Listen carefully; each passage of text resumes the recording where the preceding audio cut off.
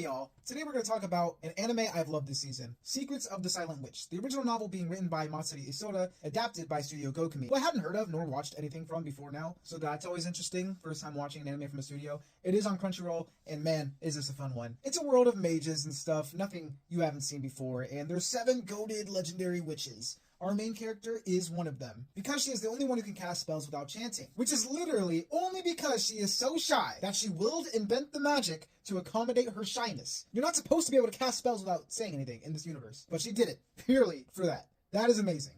And yeah, since she's such a recluse hiding in her cloak and nobody knows what she looks like, she gets the opportunity to go undercover at a school to protect the prince.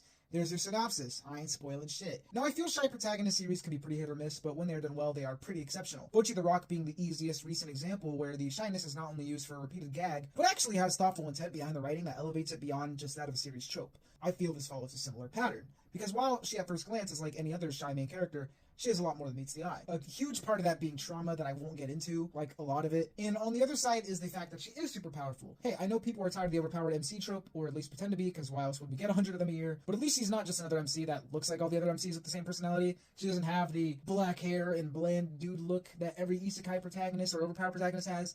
No, she's a little different, so that's nice. Also, I don't know, I want to protect her with everything I have. Her smile's super sweet, and she's just so fucking adorable. She also isn't perfect, nor does the series paint her that way for the other characters, where, you know, she could do no wrong. Because that's another overpowered trope thing that happens. And she's OP because she broke her magic system, so she can avoid conversing. That's just a humorous take on the overpowered trope that I personally don't think I've seen before, so that's hella bonus points to the series. My point is that mixing these two tropes that you see so often, but not together for a main lead in this way, in this setting, is pretty fascinating, pretty awesome, pretty hilarious at times as well. I don't know why I haven't said her name yet. Her name is Monica. Sorry.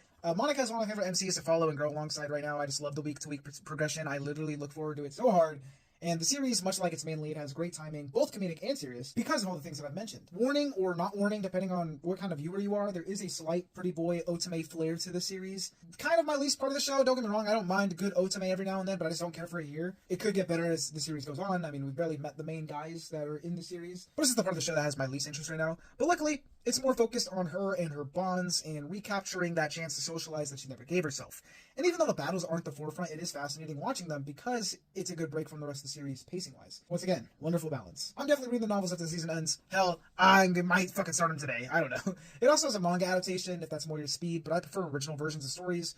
However, if I like a series enough, I'll check out all the versions because I just like seeing different interpretations of the same story. So maybe I'll peep that too. There's so much more I can talk about. I already talked way too much here, but wait for the end of the season review. I'm going to do a full review on the anime channel. This is just the start of the season thoughts. I accidentally forgot to record until mid-season. And yeah, I know that was a lot of yapping, but seriously, check this one out, guys. It's a banger.